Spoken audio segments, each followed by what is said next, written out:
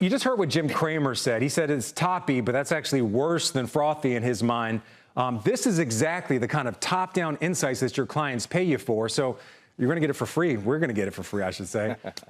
Do you agree with Jim Cramer? Is the market, it's a bit toppy, but we're not at a bubble? Or do you see some signs of a bubble in there? I think it's fragmented. I think that there is elements of a bubble in terms of sort of your mega cap tech related stocks. I mean, the expectations of the euphoria surrounding them is pretty elevated at this point. In fact, actually, forward earnings expectations on a multi-year basis really haven't been this high since the dot-com bubble. That being said, the broader index or the broader market doesn't show those bubble characteristics at all, and the economy is still in solid foundations. There's no sense of we're heading in towards a recession that would create that fallout. So I think that there is a difference there. So when you're advising your clients, we see a lot of economic data. Sometimes it just tells us different stories. For example, the durable goods yesterday, worst report in about 4 years. Then we saw something else when it comes to ISM.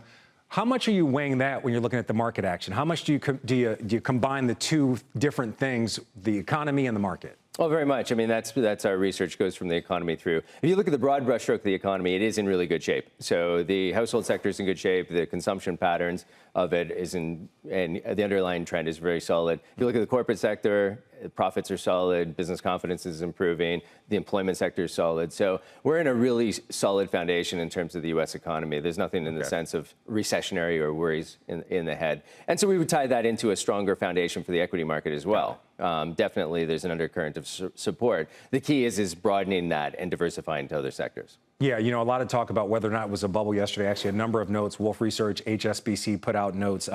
Wolf with a really great note looking at how tech is valued right now compared to how it was at .com. Back at .com, 48 times forward earnings. Now much lower. They're saying not a bubble. Something else we have to talk about. Jay Powell on the Hill today. I imagine a lot of your clients, you laughed right now. A lot of your clients have called you about your expectations. What are you expecting to hear from Jay Powell? In your mind, do you expect him to deviate at all from what he said at the FOMC meeting or what we've heard from Fed officials in recent days? No, I think he really wants to strike, or he's trying to strike more of a dovish tone. He wants to set the stage for some rate cuts. We're on record for that being a mistake. And I think the Fed is completely mischaracterized how low interest or how reduced interest rate sensitive this economy is and the need for rate cuts. They think they need a couple of rate cuts. Right. The truth is the underlying economy is incredibly durable. Inflation is going to come in stronger. I think he's going to signal those rate cuts, but the economy is closing that window for it. So the bond market's going to it's already been disappointed, had to price out some rate cuts. It's going to continue to be disappointed. They may be able to squeeze off one or two, but the economy is going to close that window. We're going to get into an election cycle. There's a limit to what you want to do just immediately before an election. So you think he's going to turn more dovish? Because we've kind of heard wait and see. We're still looking at inflation from everybody else, but now you're saying when he comes to the Hill, he gets a little bit more dovish? No, I think he's in that wait and see. I think that they want to squeeze off the 2 rate cuts this year. Okay. So he's got a dovish tone to him. That being said, the data, they've already had to admit, the data is coming in stronger. It's more durable. Inflation's stickier.